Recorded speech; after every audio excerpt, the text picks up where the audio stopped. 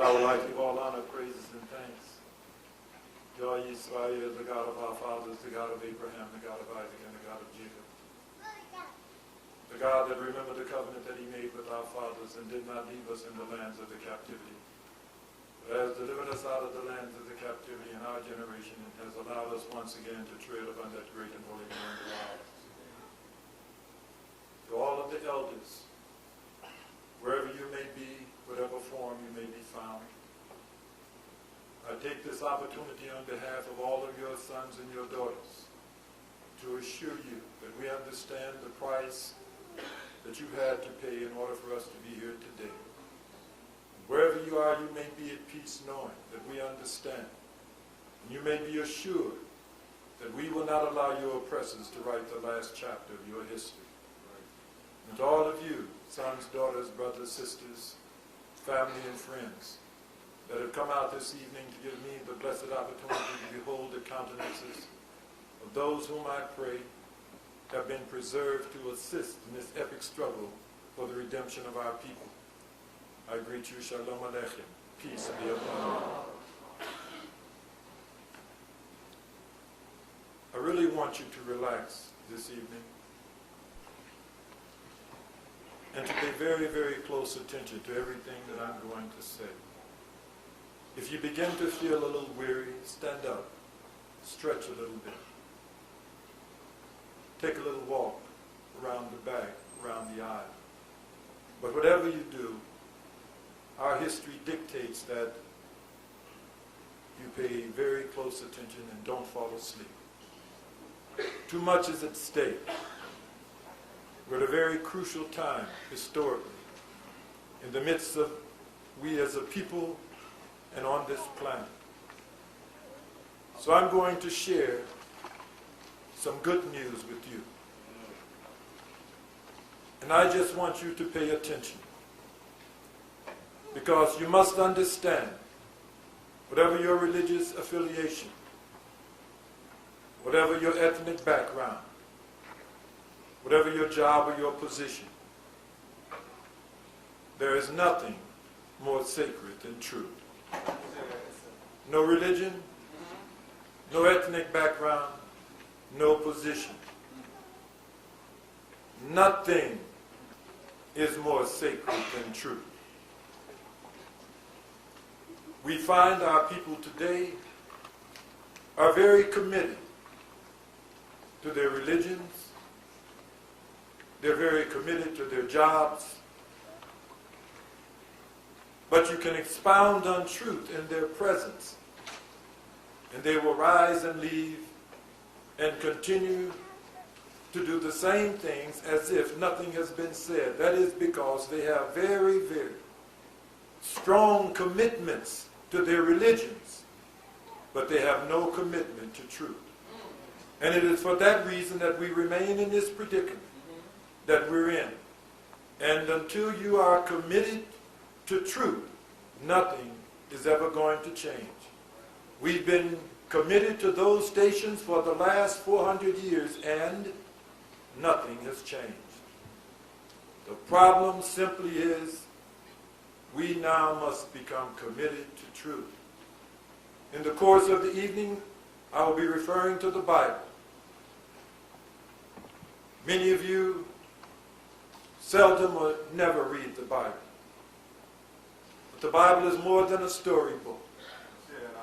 And some of you, if you are Pan-Africanists, then you feel that the Bible has been used to deceive and mislead our people. But I want to correct that. Your thoughts are in the right direction, but they're honed in on the wrong source. They have used religion to deceive our people. And you have assumed, since you don't read the Bible and don't understand the history of the Bible, when they say God, that they're extracting these positions from the Bible. But many of the things that are being promulgated and articulated, their root is not in the Bible. So I want you to relax. And I'm going to go back as the priest has said, to the Genesis. Because everything that has developed on this side of the Genesis, these are just episodes. These are episodes that are developing and unfolding as a result of something that occurred in the Genesis. And it's like entering into your homes and turning on the television and observing a series, and you're picking it up in the middle. Well, you may continue to watch, but all the way through you're going to remain in a state of confusion. And in your mind, you're going to know that the total enjoyment and pleasure will only come if you get back and start it at the beginning. No one opens up a book and begins reading in the middle and understands the book. That means that if you open up the Bible at Matthew and begin reading the Bible, you can't understand the Bible. You can only assume that the things that are therein were extracted from the words of the prophets. But to much of our chagrin, that is not a fact. Many of those things have come down historically by way of pagan beliefs. And we today, having been born into this social system, we have just assumed that the traditions and the lifestyles here are right, because this is where we were born, without ever giving a fleeting thought. We celebrate Christmas because Mama celebrated, and Grandmama celebrated, and Great-Grandmama celebrated. Never a fleeting thought if Christmas or Easter or Halloween, if in fact these were extracted from the Bible. So what we want to do today is to go back to the Genesis. And going back to the Genesis so that you will relax as I continue to allude to instructions, things that you and I must begin to do if we are to change the predicament in which we find ourselves today. So what I'm going to do is ask if you may uncover the display on the body. I want to use the motor vehicle. The motor vehicle. On display, if you would observe, there is a display on each side. This image, I want to use the motor vehicle. You will notice the body. The body. I want to share with you what is referred to as body, soul, and spirit, Holy Spirit. And I'm going to use the motor vehicle as my point of reference. The body. When we see an automobile, when we look upon the automobile, what we're looking at is called the body. Very attractive, very enticing. As a matter of fact, so attractive until the body plays a major role in whether we desire to purchase the vehicle. Right. The body. All that you're able to observe is the body. Much is gone into making the body attractive. Then the body is assembled over the chassis. Well, if you were just observing the chassis, there's nothing enticing there that would create any desire within you to purchase that vehicle. So you look at the chassis. But the chassis contains all of the moving parts, the motor and all of the parts that causes the movement of the vehicle. But that body is critical. That body then assembled over the chassis gives you the total picture of the motor vehicle. But in observing it, you're only looking at the beautiful, attractive, shiny body. So you have the body and the chassis. Then there is a third portion that is critical. Before you remove this very expensive, extremely attractive vehicle from the showroom, there is something else that the dealer has to pass on to you. Know what it is? The instruction manual. The instruction manual. The instruction manual. And the instruction manual was put out by who? None other than the manufacturer. Why? Because he knows his vehicle. And in that instruction manual is critical, vital information. Vital information. The kind of gas that you're to put in the vehicle, the kind of oil, when to have an oil change, the amount of air to put in the tires, the speed, the heat, and also things to be aware of as indicators if a problem is lurking in the background. You've all experienced that. This is common if you buy a new vehicle, is that correct? So you have the body, the chassis, and the instruction manual. And the manufacturer. Written in that instruction manual is that if you violate those instructions, you what? You void your warranty or your guarantee. Is that correct? Why? Because he understands you're going to have some malfunctions. There are going to be some breakdowns. And he then has added the disclaimer that I'm not responsible if you violate these instructions. Is that correct? I'm not exaggerating. That disclaimer, except that you follow those instructions, you lose your guarantee or your warranty. Why? Because the manufacturer, when he explains to you or instructs you to use certain fuel, certain gas, certain oil, water, then he knows that that vehicle is calibrated for that fuel. Is that correct? Right. The vehicle is calibrated for that oil. Right. All of that we've experienced. And we give the manufacturer that has created that extraordinary motor vehicle. Extraordinary motor vehicle. And if you follow those instructions, it will continue to drive. You can continue to drive.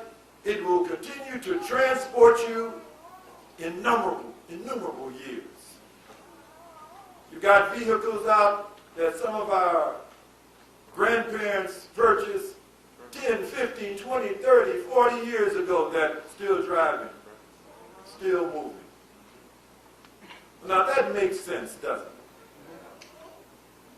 Well, now let us go to the Genesis. To the Genesis. Adam. Adam was created in the image of God, and when I look upon you, just like the motor vehicle, all that I observe is called the body. The body. The upper portion. I look at your beautiful countenance, sister, or the handsome brother.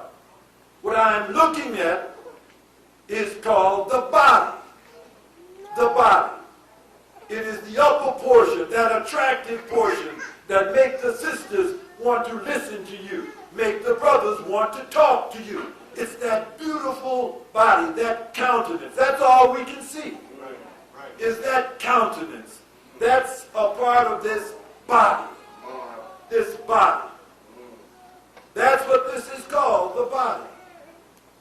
Then the body is assembled. The body is assembled over what is called the soul.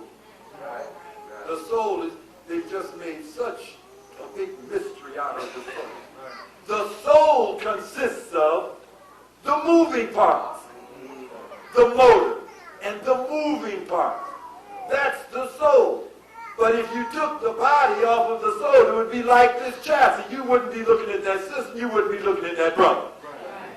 Because the soul is, without this body, that not so attractive. Not so attractive. So we have the body, and the body has been assembled by the Creator over the moving parts. Chassis, soul. Body and soul. Then there was Adam in the Genesis. Body and soul. But he was not ready to be placed in the garden to function. Because remember the manufacturer?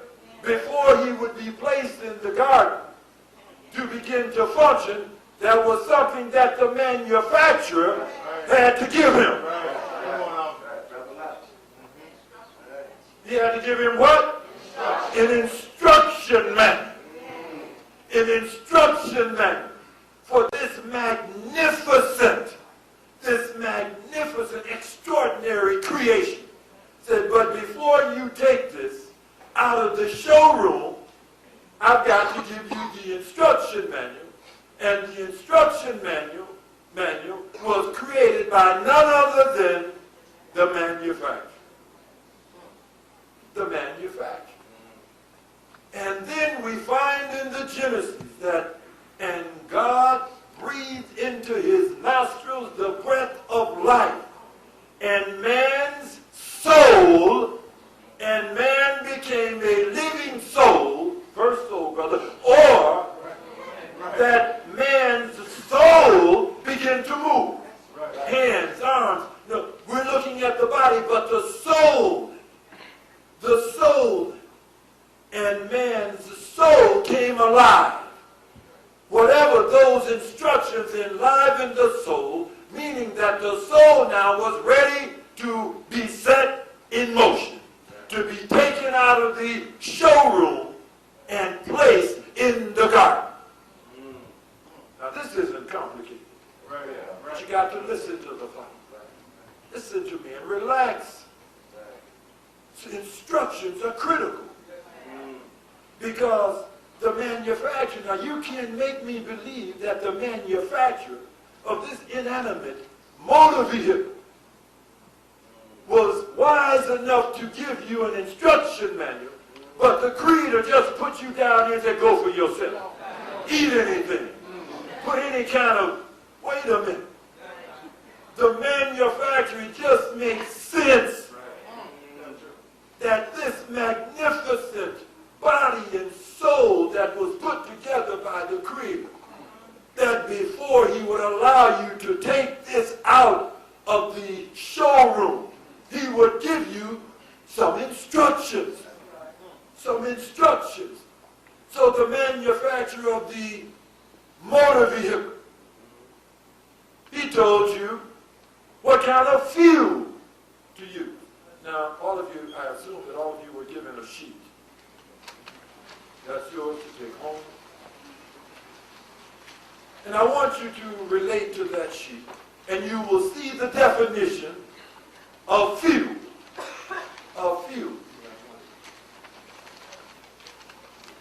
The definition of fuel. Remember, in the instruction manual, the manufacturer of the motor vehicle, did he instruct you as to what octane of fuel to put into your vehicle?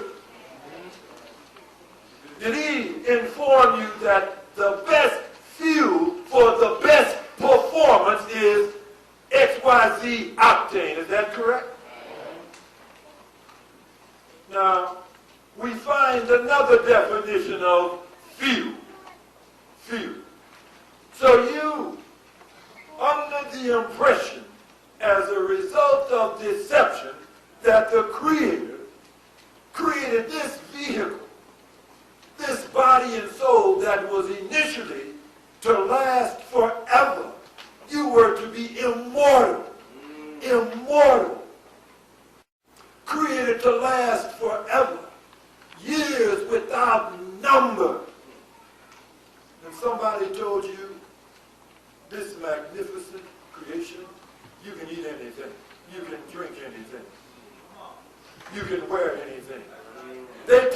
what kind of wax to wax your body with. Very specific to protect to protect. And you're under the impression that the Creator gave you a vehicle to last forever, and He didn't give you an instruction manual. You couldn't possibly believe that. You could not possibly believe that. That is the problem. The perception of deception. Someone has given you the impression that the Creator had you drink anything, put anything on your body, in your soul.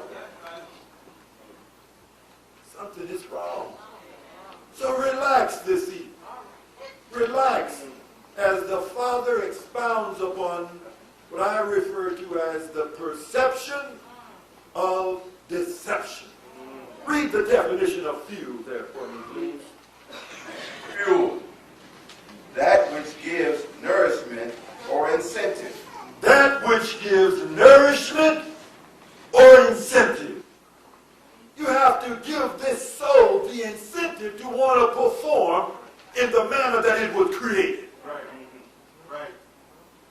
So the manufacturer has said that if you are not obedient to those instructions, he has that disclaimer. He says you lose your what?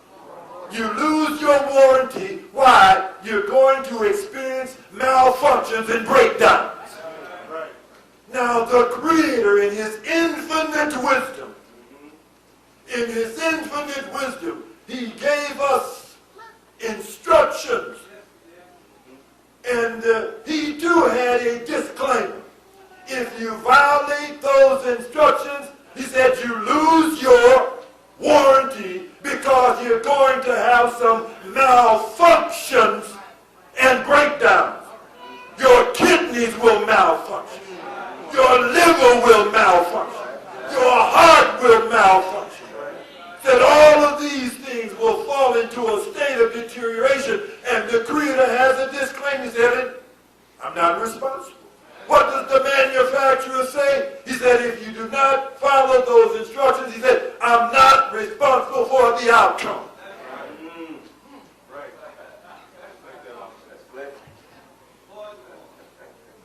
Well, now does that make sense? Do you think that General Motors and Ford and Toyota were much more intelligent than the Creator?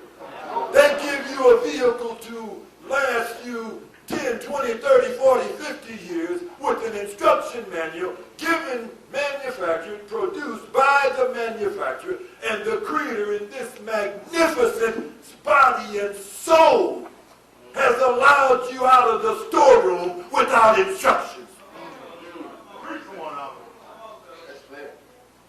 Don't you so disgrace the Creator in that manner. There was an instruction manual, and He breathed into Adam's nostrils the breath of life, that which would enliven his soul. The fuel, the instruction manual.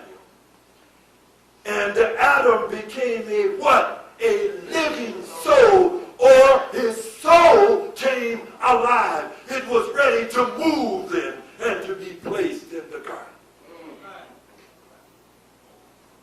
But in that instruction manual, He said, of all of the trees of the garden, thou mayest freely eat, but of the tree of the knowledge of good and evil, thou shalt not eat of it, for in the day that thou eatest therefrom, thou shalt surely what? Die. You're going to have some malfunctions. There are going to be some breakdowns. Thou shalt surely die. His disclaimer, he said, and I'm not responsible, for you lose your warranty. If you eat from the tree of the knowledge of good and evil, you simply lose your warranty because then he understands that this is going to malfunction. And in the midst of our people today, don't you see that that's not normal? Your kidneys were not given to malfunction. Your liver was not given to malfunction. Your heart was not given to malfunction. Your lungs were not given to malfunction. But what happened? You violated the instructions. You violated the instructions. You allowed someone to tell you you can drink vodka, you can drink gin, I mean, you can drink it. You allow someone to tell you just say a prayer, you can eat anything. And you look at all of the suffering, the pain, the sickness, and disease. And whoever told you, I need not echo that. If we as a people, at this stage of our development, if we have not concluded that we can't put any kind of fuel in this soul, right, something's wrong with you. Say that. If you have not concluded that whoever told you that, they lied to you. Right. Absolutely. Well, in this generation, we're talking about redemption. Your prayers should be, Brother Ben Ammi, Father, if we could just get access to that instruction manual again. Is there any way you can help me get a copy of that manual again? That should be our prayer in this generation. That the Creator would be so merciful unto us, so as to allow us once again access to that instruction manual. But at this stage of our development, there is no way you can believe that this body and soul was created to last through immortality, and it came without an instruction manual. So you understand why the dialysis machine, it's simple. You didn't obey instruction. You did not follow the instruction. You understand why the heart surgery. You understand why the lung surgery. You understand why all of these things exist. One reason. They've been violating the instructions and putting the wrong kind of fuel, the wrong kind of oil, not understanding the indicator panel. And the light starts flashing, and you have no idea that that's an indication that something is about to go wrong, because all of that you cast it aside. And the Father's here to revive you, to make you understand you've got to get back to the Genesis. You've got to pray and ask the Creator again to give you access to that instruction manual again. I'm telling you, you can't just eat anything. This soul is calibrated. This wasn't just haphazardly put together. This soul was calibrated for a certain kind of fuel. If that automobile was calibrated for a certain kind of fuel, don't you think the Creator in His infinite wisdom calibrated this soul for a specific kind of fuel? This soul is calibrated. There is a constitution. You cannot put any kind of fuel into this soul and expect it to perform without malfunction. On your sheet again, calibrate. Calibrate. Read on this wise. Calibrate. The way in which a thing is composed or made up.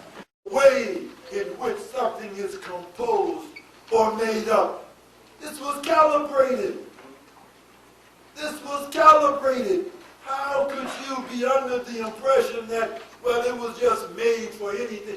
You cannot continue to believe such falsehood.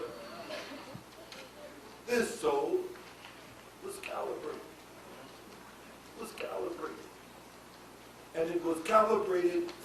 few that was recommended in the book of Genesis. Genesis 1 and 29. Reading from the book of Genesis, the first chapter and the 29th verse, reads on this wise. And God said, Behold, I have given you every herb bearing seed, which is upon the face of all the earth, and every tree in which is the fruit of a tree yielding seed. To you it shall be for food. To you it shall be for food. There is the manufacturer giving you your instructions as to the proper few that is required to provide the essential, vital nourishment for your soul. For your soul.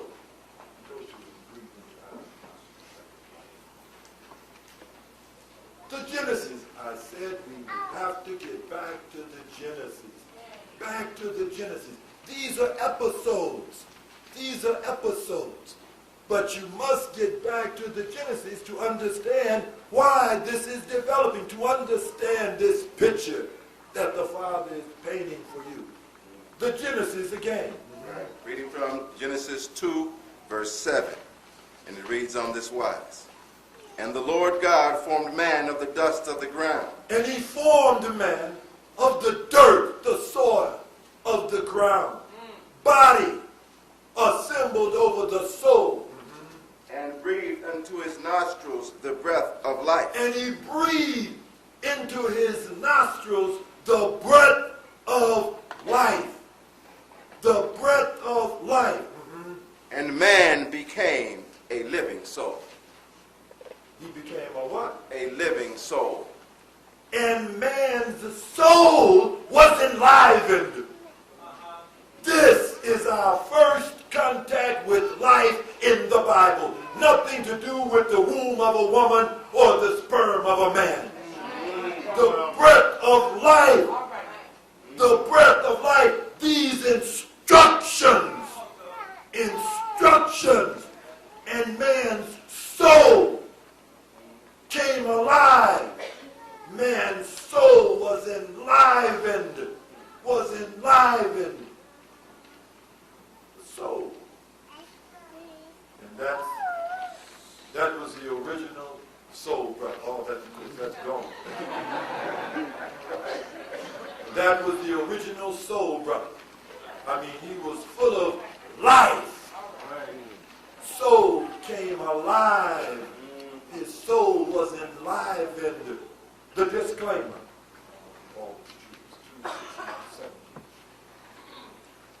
The instructions. The plans. Let us consider. If the Creator said, you were created from the dirt, from the soil. If that is in fact the truth, then there has to be some type of synergy between you and the soil. Is that correct? Let us think. There has to be some type of synergy. The soil. Let us consider the minerals in the soil. Okay, if you were created from the soil, there has to be an indication, because that soil, whatever is in that soil, has to be in you. Iron, a mineral in the earth. Anyone here without iron in their body? All of you've got iron in your body, is that correct? Let's go further. Magnesium, a mineral in the earth. You have magnesium in your body? Manganese, a mineral. You have manganese in your body? Phosphorus, zinc, nickel, calcium. All of the minerals in the earth are in your body. It proves the Genesis creative process. You, in fact, must have been made from the soil, because all of the minerals in the earth are in your body. And if you allow them to be depleted, you will become weak and make transition. Is that correct? That means you must have a continuous supply of phosphorus, zinc, iron, calcium, nickel. You must have a continuous supply because that fuel is essential. Is essential. Well, in his infinite wisdom, the Creator, knowing that you could not go out to a mountain of iron ore and hack off a piece of iron ore and ingest it and digest it. You can't consume iron like that. You can't consume those minerals in the form of ores. You can't do that. Because this is not calibrated to digest that. So in his infinite wisdom, what did the Creator do? He caused plants to grow forth from the same dirt, the same soil from which you were created, and he told you, instructed you, you consume those plants, and contained in those plants you will find iron, phosphorus, zinc. You got to hear. Now this just makes sense. From the same plant, from the same earth, from the same dirt that you were created, he brought forth plants, and he simply told you, understanding that you cannot allow them to be depleted, he simply instructed you, eat the plants. That the proper fuel for your soul, it has to be extracted from the plants. And those were instructions. So then, that also proves the Genesis creative process.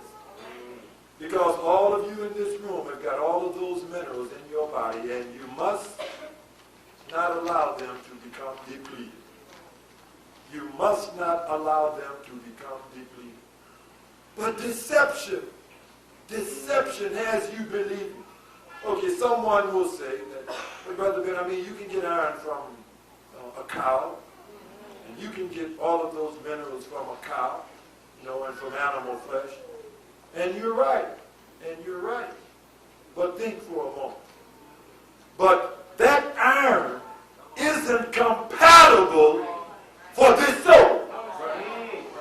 The Creator gave us the instructions as to where we could get the iron that was compatible for this soul, because it was not calibrated.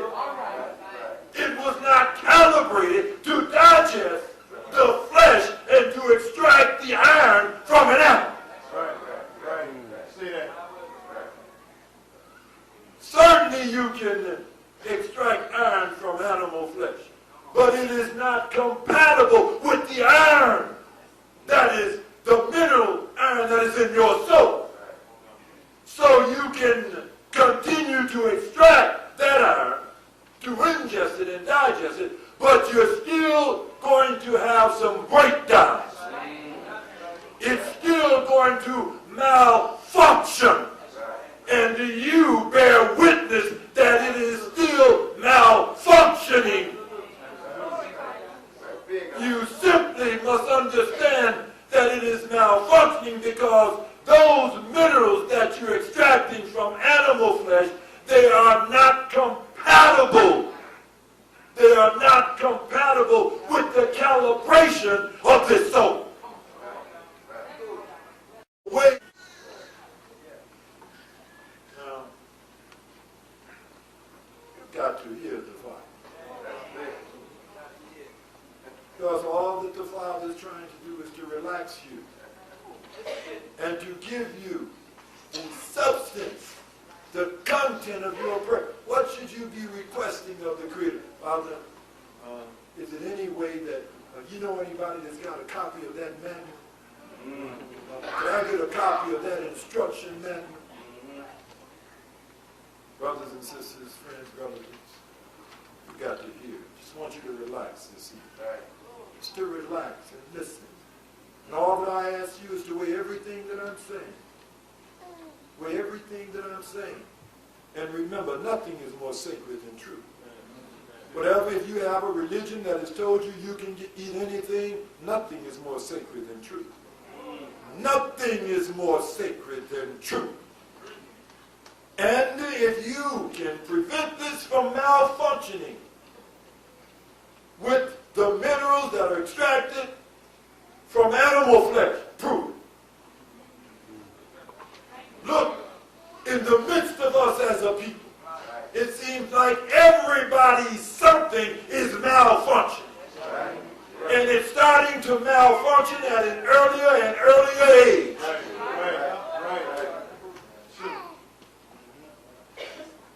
And we continue to follow the perception of deception. Well, I know that before this evening you probably did, but I know after this evening. Because I already said in the beginning that you can speak the truth in the midst of our people, and because they have no commitment to truth, they just get up and go right back like you haven't said anything. But I know this evening we can take this date. This marks a historical change. Because I know you're not going to get up and just go out. You know, you may not make the complete transition in a day. But I just believe and have enough confidence in you to believe that you're not going to just leave out of here and be as foolish as you were possibly when you came in. I just don't believe you're going to do that. So, the audience, does that make sense what the Father said? Yeah. Perfect sense. You got to have the minerals that are compatible for this soul. For this soul. This soul, the chassis, the moving parts, the body, the upper part that is assembled over the soul. Breathe into his nostrils the breath of life, and Adam became a living soul. And of all of the trees of the garden, thou mayest freely eat. But of the tree of the knowledge of good and evil, if you ingest that knowledge, this vehicle is going to malfunction. So we're talking this evening about the perception of deception. The perception of deception.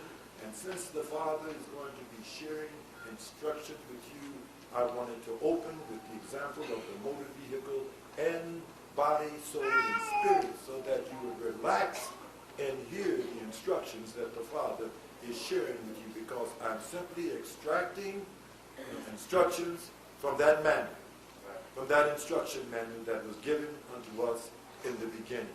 And if we are obedient to those instructions, we will begin to, again, we will begin to cut back, to neutralize on the malfunctions, the breakdowns that we are experiencing in this vehicle. The proper fuel, the proper water, the proper oil. What I would like for the priest to do at this time is to go to the book of Isaiah, the Bible. The book of Isaiah, the 6th chapter, verses 9 and 10. And I want to reiterate what I said initially, that if any of our brothers are Pan-Africanists or nationalists, that the Europeans did not use the Bible to deceive us. They used religion to deceive us. And you assumed that the religion that they were promulgating in the midst of our people was extracted from the Bible. And that's not true. That's not true. So relax as the Father shared with you verses from the Bible. Isaiah, the 6th chapter, verses 9. Please. And you read on this wise. And he said, go and tell this people, hear ye indeed, but understand not, and see ye indeed, but perceive not. Make the heart of this people fat, and make their ears heavy, and shut their eyes, lest they see with their eyes, and hear with their ears, and understand with their heart, and be converted, and be healed. And be converted and be healed. Read that again, please. And he said, Go and tell this people, Go and tell this people, hear ye indeed, hear ye indeed, but understand not, but you haven't been able to understand. and see ye indeed, Looking right at it with your eyes, but perceive not. and you can't perceive your perception of what you're looking at. You cannot perceive, understand what it is that you're beholding, looking with your eyes. Make the heart of this people fat, Why?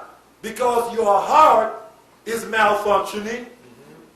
and make their ears heavy, Your ears are malfunctioning. and shut their eyes, And your eyes are malfunctioning. lest they see with their eyes, Lest you begin to see with your eyes, and hear with their ears, and to hear with your ears, and understand with their heart, and understand with your heart, and be converted, and be healed. and be healed. Heart disease isn't normal. Kidney disease isn't normal. Lung disease isn't normal. But all of these things that are occurring now, you've been brought under the impression that this is just a part of life. When did dying become a part of life? It's contradictory. You can't be living and dying at the same time. See that? That's deception. Tell me, when did dying become a part of living? Deception. Deception. Can't perceive. And our subject this evening is the perception of deception. And we want to go now to the book of St. Matthew, the 7th chapter, verses 17 through 20. The book of St. Matthew, the words attributed to Yeshua, verses 17 through 20. And listen to this. Be very specific and clear. Listen to these verses. Even so, every good tree bringeth forth good fruit, but a corrupt tree bringeth forth bad fruit. A good tree cannot bring forth bad fruit, neither can a corrupt tree bring forth good fruit. Every tree that bringeth not forth good fruit is hewn down and cast into the fire. Wherefore, by their fruits ye shall know them. He says, by their fruit, it would be observable. The yield of the corrupt tree, it would be observed. You'd be able to see it. You would be able to see it. If someone had fashioned a hell on this earth, you would be able to see it. It would have to be observable. And he's speaking in the absolute. Every corrupt tree has to yield corrupt fruit. Right. And by the fruit, you would know it. Observable. Read it again, please. Wait, please. Reading from the document, National Missile Defense and Responding to Terrorism. Speaker Jeff Baxter. Speaker Jeff Baxter. Sponsor, Center for Emerging Threats and Opportunities. Location, Potomac Institute for Policy Studies. Executive Summary. Executive Summary. We, the U.S., perfected... Start it again. We, the U.S., perfected the art of perception engineering. Wait just a moment. Now this is in high-level political meetings. Right. What are they discussing in those meetings? When they're talking about missile defense and terrorism, they're talking about perception engineering. And he said they have mastered, they have perfected perception engineering. Read that sentence again, please. We, the U.S., perfected the art of perception engineering. Now we need to utilize this. Now we need to utilize this. Perception engineering. Mastered perception engineering. Well, I would like you to uncover this second exhibit, please. This side also. So that we're clear, sisters, forgive me, this was the best example that I could find.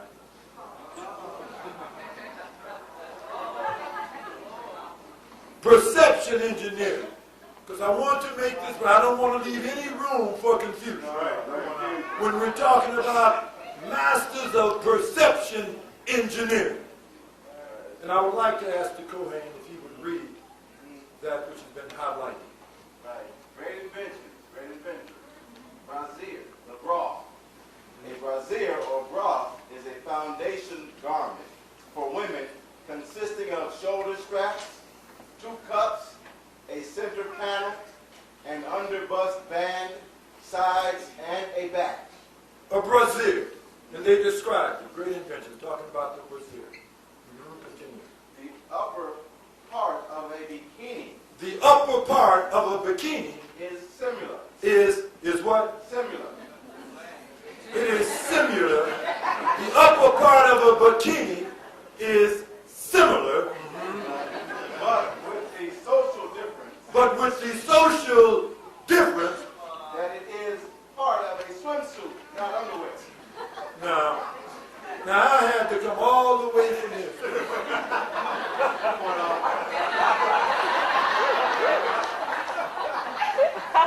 Now, right before your eyes, this was transformed from a bra to the upper part of a bathing suit. Something that you would not wear. You would not wear a bra out in public, but you would wear the bathing suit, the upper part of the bikini in public, and not know that you had on a bra. Now that's perception engineering at its best. She had no idea until I came from Israel. And I had to tell the sister and the brother, oh no, my wife wouldn't dare wear a bra out in public. And I'm standing there looking at you. I said, well, what is this she got on? Oh, that's a bathing suit.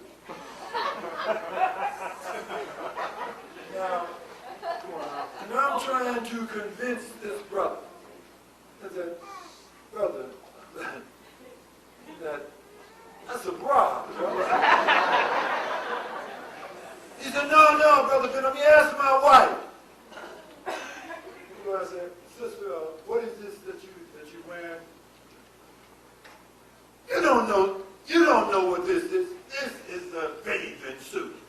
I said, but isn't the upper part a bra? Absolutely not. I wouldn't come outside in my bra. Well, where do we go from here? Where do we go from here? Father, help us. Father, help us. We're talking about perception engineering. That means that right before her eyes, said that the brother and the sister would look right at it and not know that that's a bra that she's wearing out in public. The perception of deception. Because remember, if it's a corrupt tree, they have to make you dress like this, but they have to change your perception of what you're looking at. They must cause the sisters to expose themselves if it's a corrupt seed. But they must change her perception of what she's wearing. You ask her, please forgive me, sisters. Ask her, you tell her, but you can't come outside in a bra and panties. And she said, I would never come outside in a bra and panties. I'm telling you, sister, they told you this was a bikini, but I'm just trying to tell you that that's your bra and you shouldn't be outside like this. But what am I up against? Continue on. For example, in Western cultures, wait a moment. Says no corrupt tree can yield good fruit. And by the fruit you would know them.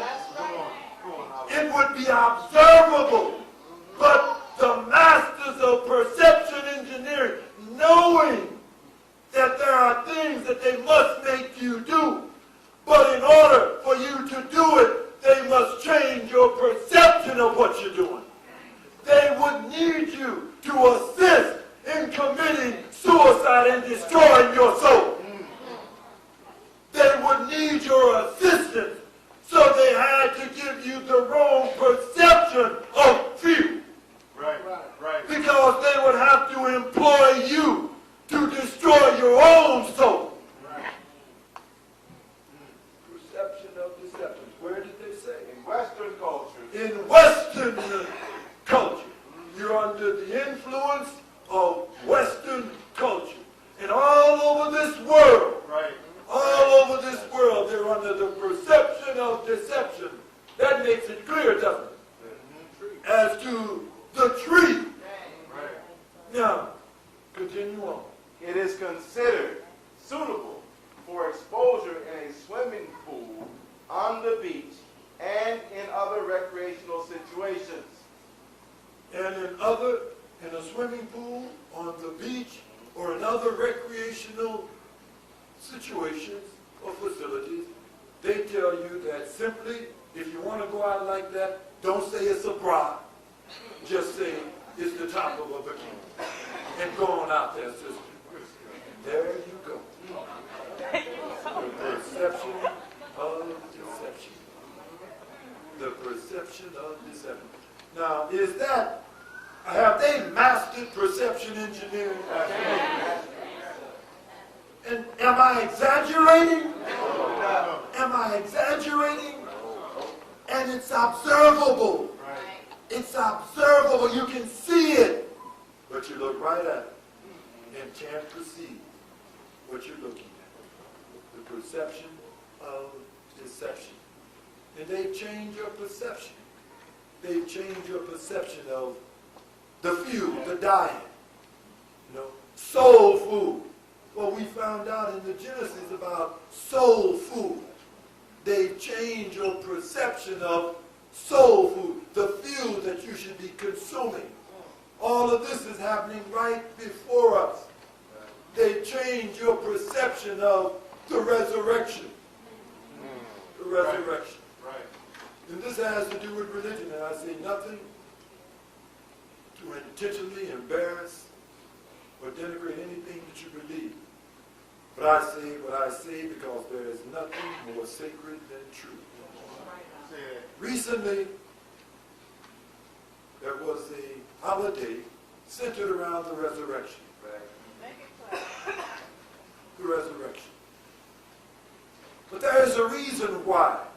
Other than for that season, that holiday, you never hear individuals using the word resurrection. Because they built up a great mystery around one individual to divert your attention from the fact that there is a people that have got to be resurrected. But when you think of resurrection, you think of that one individual. That one individual. And you lose focus on the need for a people needing to be resurrected. Well, let us take it a step further. You never hear using the term resurrection. But then quite often, matter of fact, possibly every Sunday, several times in the course of the month, you hear individuals saying, friends, relatives, I've been born again. That's common, isn't it? How many of you have ever heard someone in the family or friends say, I've been born again? Would you raise your hand? We've all heard it. It's common. They use that term, I've been born again. Well, if you've been born again, that means that prior to your new birth, you were what? Dead. You were dead. You were dead. And if you were dead, why won't they use the term, you've been resurrected? All right now. Right. Because they've got to build this mystery around the one individual. Right. To divert the attention from a people that have got to be resurrected. are in a state of loss of consciousness, that which we refer to in the Genesis. They've lost that God consciousness. If you've been born again, you were dead. And if you were dead and you were born again, you've been resurrected. You've been resurrected. Is that correct? Why the mystery? Why won't they use that biblical term written all through the books of the prophets? Right. All through the books of the prophets. The prophets talked about being resurrected. That the people of the Most High would have to be resurrected. But you never hear the term. Well, let's take a step further. If you've been born again, resurrected, prior to that you were dead. And if you were dead and you've been born again, then the next question, logical question is, tell me, what was your lifestyle when you were dead? I want you to listen to me. Take your time. Nothing complicated. I simply want to ask you, what was your lifestyle? You said you've been born again. That means you were dead. And if you were dead, what was your lifestyle when you were dead? That you yourself said that when I was doing that, eating that, wearing that, dressing like that, I was dead. So I simply asked, what were you doing when you were dead? And I simply asked them to tell me. Because now if you say you've been born again, and you're doing the same thing that you said that you were doing when you were dead, then that too is deception. For if you've been born again, how could you be still doing the things that you were doing when you say you were dead?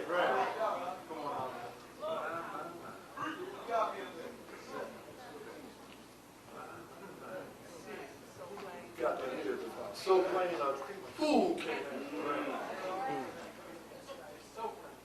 Because when you're resurrected, when you are resurrected, that's the term used by the inspired prophets. Nowhere from Genesis to Malachi did they use being born again. They used, oftentimes, resurrected. But so that you not understand the power of the spirit of Genesis, the power of the spirit of Genesis, they do not in any way want to direct you back to the Genesis, to the resurrection spoken of by the prophets. So they keep you in the direction of the Logos. Right. So now, is it asking too much? Those individuals that you know that were born again, to ask them, tell me what you were doing when you were dead, because I don't want to do that. I want to see, I don't want to do that. If you say that you were doing that and you were dead, and you had to be born out of that. All that we got to do is make a listing of all of those things that your friends and relatives have said that they were doing, and all of us will be better educated and understand the things that we should not be doing. Or, if we're doing those things, we then are dead. We're dead. Because remember now, the individual that said they were born again, they never disappeared from your sight. So that means that they were walking dead, talking dead, eating dead, something that they were doing that they know if they were doing that, they were dead. The perception of deception. The perception of deception. They say it all around you. What did the prophet say? He said, you got ears, but you hear it not. But you hear it not. There is a lifestyle that is equated with being dead by their own testimony. By their own testimony. Perception of deception. They have changed your perception of living. Right now you think that get you a carton of Coke, and it's the real thing. Really living. I got to tell you that you better get you a carton of apple juice. You better get you some orange juice, because Coca-Cola ain't got nothing to do with living. But the perception now, the perception of a good time. Remember when they go out and get drunk and they can't walk and they're falling over everything, they say that they got high. Can't stand up. Man, I'm so high, man. And never been lower. Right. Change, and you look right at them. Can't walk. Gotta carry them. And they tell you, oh man, let's go and get high. And you think as soon as you get through drinking, you fall out on your face. No idea the perception of deception. You're not high, you just got low. You just got low. But if you knew that you were falling down low, maybe you wouldn't drink it, or you wouldn't shoot it. But the perception of deception, that's a master of perception engineering. Continue on. It's according to Baxter, by studying the Quran and the culture of Islamic terrorists, Read that again. we, the U.S., perfected the art of perception engineering.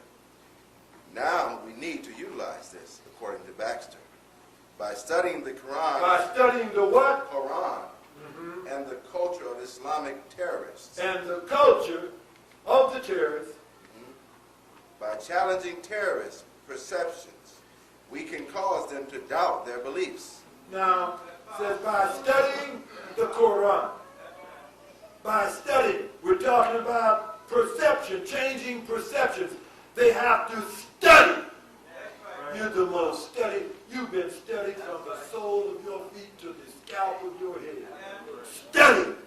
Let us go back in your history. Let's go back in your history. Let me see the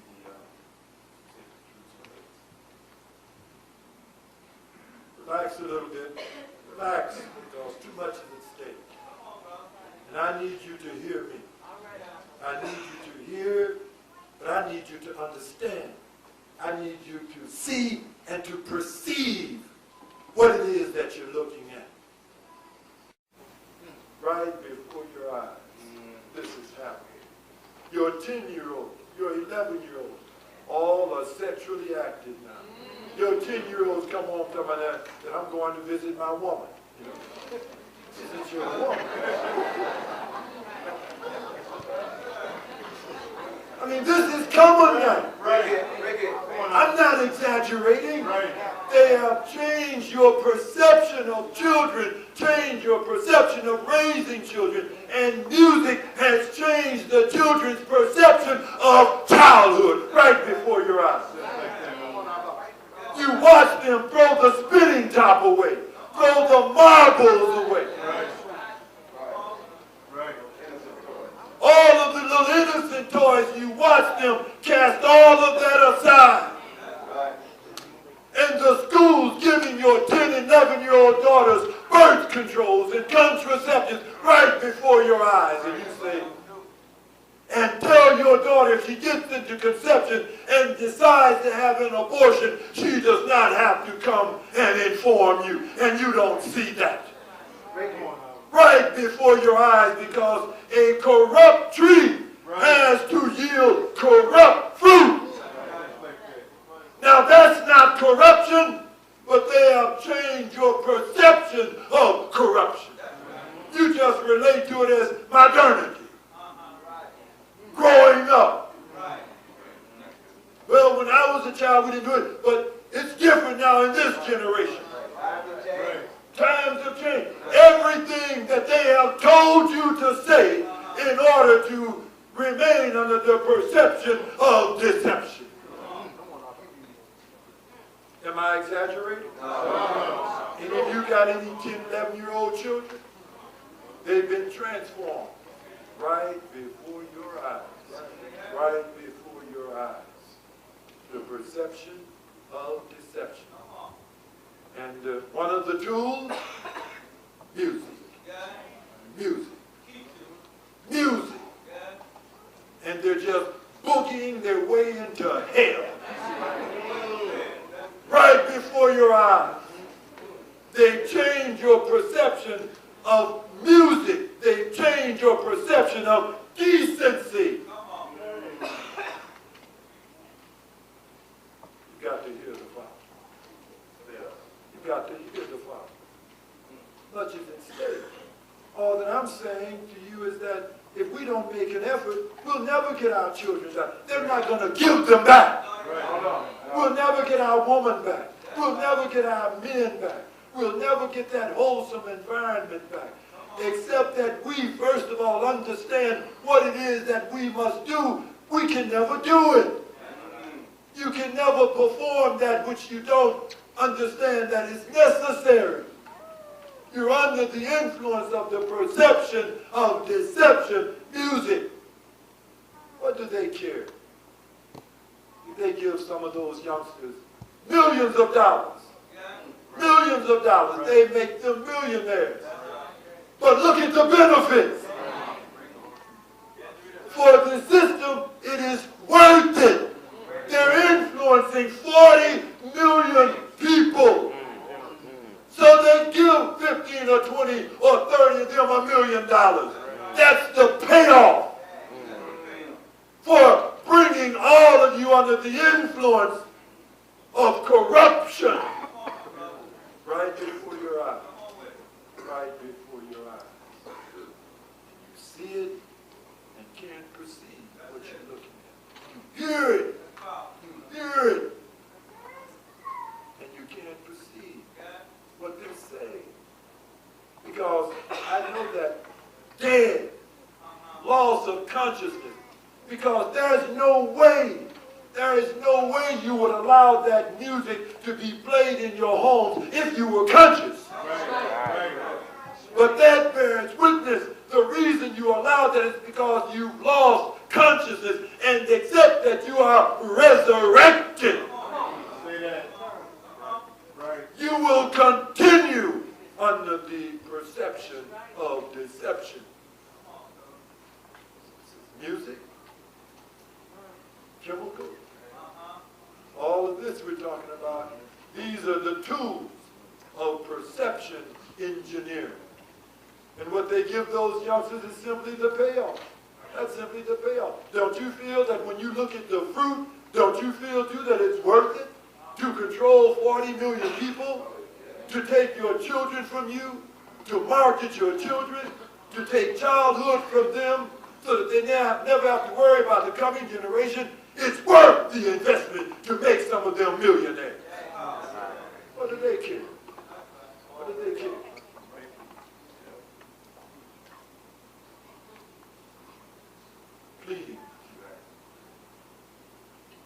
Pleading with you. You got to hear. They're not going to give us our children back. They're the ones that took them away. And you keep saying, someone continues to tell you that things are going to get better, things are going to get better, just keep on going. But stop for a moment. 20 years ago, things were better. 30 years ago, things were better. 40 years ago, things were better. And someone is telling you as you watch the continuous deterioration, the continuous degeneracy, and they're telling you to keep on. Someone is desirous of you to continue down that path. But the prophets, your prophets have instructed you to do what? Stop and seek ye the old path. Stop and turn around, for things won't get better for us until we head back to the Genesis. Back to the Genesis. It's not going to get better. It's not going to get better. Speaking of truth, we have the youngsters here what we refer to as the sacred truth scrolls. Sacred truth scrolls, that they have them here. And we only have maybe 24, 25. But I expect you to take those 24, 25 home with you. Because those scrolls, if you put them upon your walls and observe them daily, they will be a source of inspiration and power.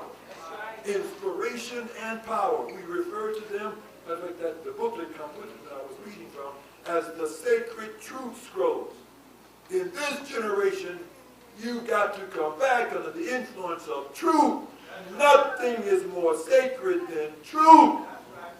And if you put those scrolls upon your walls, they will provide you with a daily source of inspiration and power, because your power is in truth, submerged in truth.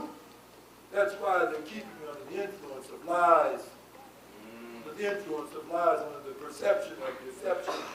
Music, you're hearing it blasting over the waves every day. And you can't hear it. You can't hear it. Because if you could, you wouldn't allow it. I recall when I was a child, not long ago. It was a record that came out.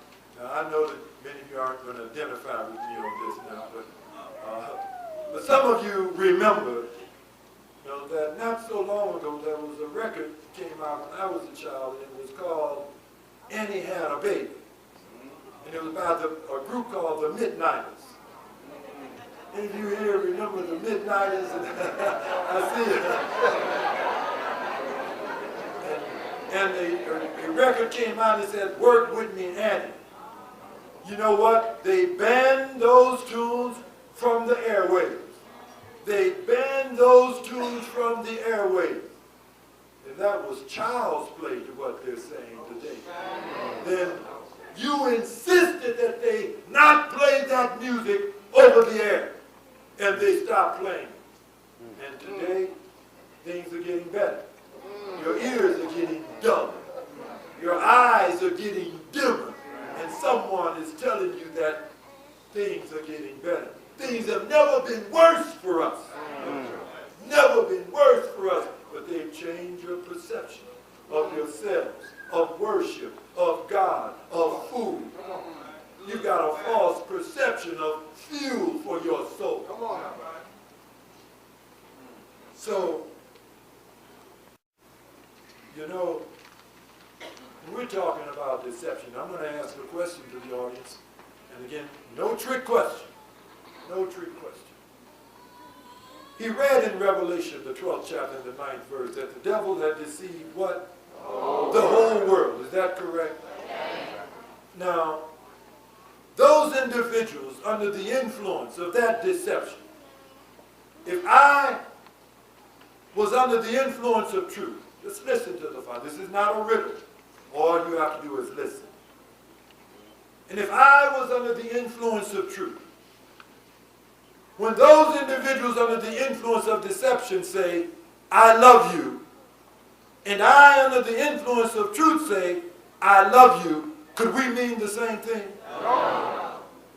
You got to hear the Father. No way that we could mean the same thing.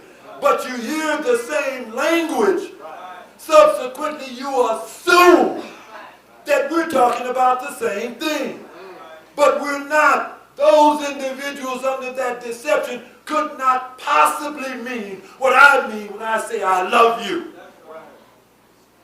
Because their love is deceptive love. For example, tobacco, grown in the fields, tobacco sold to the manufacturers, and they have to get a license from the government to manufacture the cigarettes. Then they distribute them to the retailers, and the retailers have to get a license from the government in order to sell them. And then right on the pack it is written, carcinogenic. This is going to destroy your lungs, give you emphysema. Says that this will cause you cancer. And to show you that they know, and it's the truth, every year 400,000 people die from it. I mean, all around you. And they market those, and then they will stand up and say, we are the defenders of life. I'm trying to figure this out. Selling a product to their own citizens that they know is going to kill 400,000 of them every year and cause untold suffering and pain. Now, you can't tell me that that's love.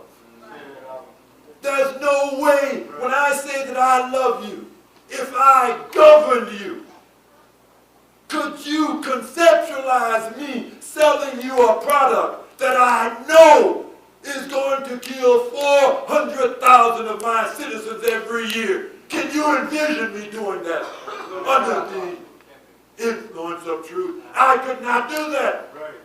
That's not the love that I'm relating to. I would never give you a cigarette. Whether you desired it, whether you longed for it, lusted after it, I would never give you a cigarette because I must express to you what I have in my heart for you. My love for you. How can I say that I love you and give you a carcinogenic cigarette? That's a different kind of love. That's a different kind of love. No. It's time for you. It's time for your resurrection. Take a hypothetical situation with Mary and John, and one day Mary comes back home to her father and mother, and she's crying in bitter tears, and her mother poses a question to Mary, and she says that, Mary, what's wrong? You know, why you come home? She said, I left John.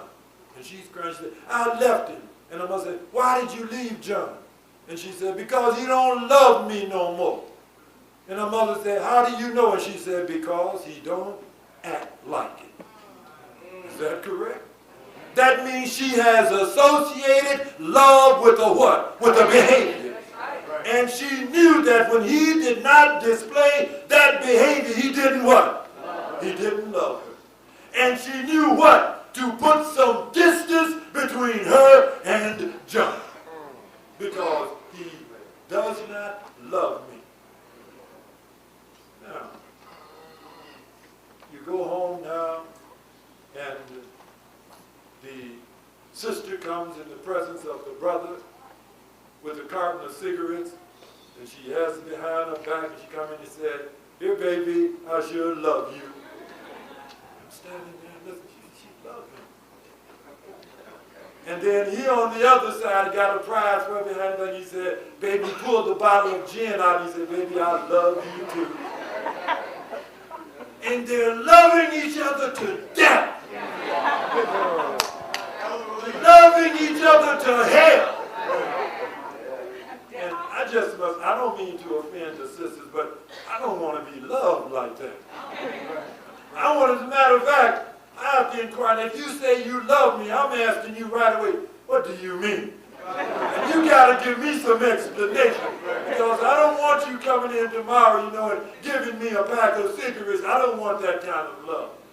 But they've given you the impression that that's love. Oh, I really love my man, and I really love my woman. But that's the problem. That's the problem. That's a different kind of love. That's the wrong perception of love. That's hate. Say it again. That's hate. Because hate is a behavior too. That's hate. I could not give you a cigarette because I must treat your body just as I would treat mine. I will protect your health with the same energy that I will protect my health. Because that is the love I have for you. But you can't recognize it today. Right in all of the stores around you, they're selling cigarettes. And somebody told you, oh, that's just tenets of freedom. And you go right on down the street, not understanding that. That's a strange kind of freedom. That's right. They've given you the perception of freedom. That's not the freedom that we're trying to achieve. Right? Brothers and sisters, friends, relatives, associates, and all of those whom I'm speaking to, motivated by my love that I have for you, saying these things simply because I desire you to change. I desire you to keep your kidneys, keep your lungs, keep your heart, keep your liver, keep your sister. Stop loving her like that. Keep your brother. Stop loving him like that. There's another kind of love that we must display under the influence of truth. Under the influence of truth. Stop feeding him that they've told you that that's destroying his health. What kind of a family? Can't you see what's going on in these families? Every day you put on the table before your children, before those that you say you love, you feed them a diet that you know you've read, and they're telling you that is destroying their health. And you say you love them? You say you love them? You don't love them. I'm just telling you, the Father's just being truthful with you. You're under the wrong perception of love. If you love them, everything that you feed them would be to protect and to enhance their health. You could not give them those things which you know are destroying their health. So all around you today, we see the signs of a hell on earth. But under the perception of deception, you can't see it. But the tree has to yield, the corrupt tree has to yield corrupt fruit. It is absolute. It has to yield corrupt fruit. And since he that planted the seed is aware of that, and in order to maintain your participation, deception has to come into place. For they must deceive you so that you not understand what it is that you're looking right at with your eyes. Perception of deception. And I've been talking to you for quite a while, but I'm inspired by my love I have for you. And I wanted this to be so clear until a fool could not err. Until a fool could not err. And for many of you here, I want this to be the evening of a new beginning. You can't make the entire transition overnight. You don't move from child into adulthood, but find you a beginning. Start the transition. Understand, because as you start the transition, you're saying to the Creator, I understand. You're saying to the Creator, I want my health back. I want to live again.